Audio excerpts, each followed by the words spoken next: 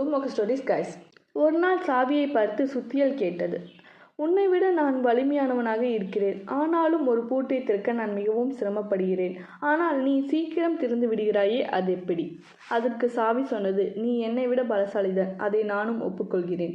பூட்டை திறக்க நீ அதன் தலையில் அடிக்கிறாய், ஆனால் நான் பூட்டின் இதயத்தை தொடுகிறேன் என்றதாம். கதையின் நோக்கம் அன்பு உலகை வெல்லும்.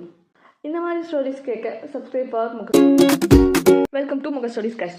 கதையின் தலைப்பு சாமியாரும் குரங்கும். ஒரு சாமியாரின் ஆசிரமத்திற்கு அவர் நண்பர் ஒருவர் வந்தார். அவருக்கு உணவு கொடுக்க விரும்பிய சாமியார் தான் வளர்த்த குரங்கை பார்த்து இலை போடு என்றார். குரங்கு வாழை இலை எடுத்து வந்து போட்டது. உடனே சாமியார் தன் கையில் வைத்திருந்த பெரும்பால் குரங்கின் தலையில் ஓங்கி அடித்து சாதம் போடு என்றார். குரங்கு சாதம் கொண்டு வந்து பரிமாறியது. திரும்பவும் தலையில் அடித்தார். அவர் சொன்னதை எல்லாம் குரங்கு சரியாக செய்தாலும் அடி விழுந்து கொண்டே இருந்தது. நண்பருக்கு மனம் பொறுக்கவில்லை. சாமி, குரங்கு தான் நீங்கள் சொன்னதை எல்லாம் சரியாக செய்கின்றதே, அந்த வாயிலா ஜீவனை ஏன் அடிக்கிறீர்கள் என்று கேட்டார்.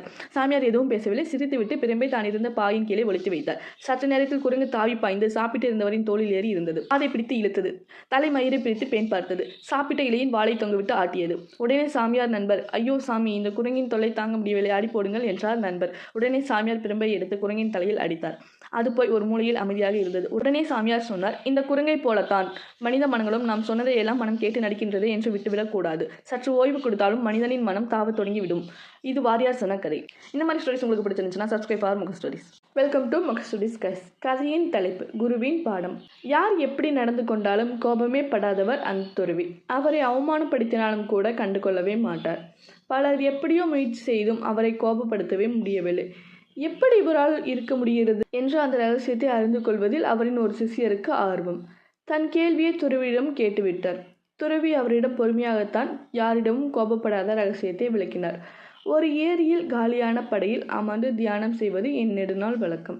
அப்படி ஒரு முறை தியானத்தில் இருந்தபோது நான் அமர்ந்திருந்த படகை வந்து முட்டியது ஒரு படகு. என் தியானம் கலைந்தது. இப்படி அஜாக்கிரதையாக படகை முட்டவிட்டது யார் என்று கோபமாக கண்களை திறந்து பார்த்தார். அது ஒரு வெற்று படகு.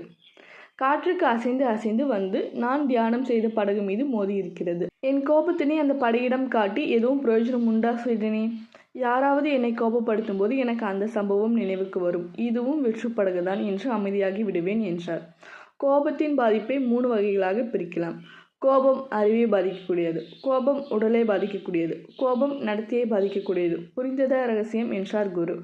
குரு கோப பாடத்தின் ரகசியம் கேட்ட சிஷ்யர் தெளிவு பெற்றார். கதையின் நீதி. உண்மையான பலசாலி யார் என்றால் தன் வலிமையால் மக்களை அடக்குபவன் அல்ல. இந்த மாதிரி ஸ்டோரிஸ் கேட்கணும்னா சப்ஸ்கிரைப் ஃபார் மொக்க ஸ்டோரிஸ்.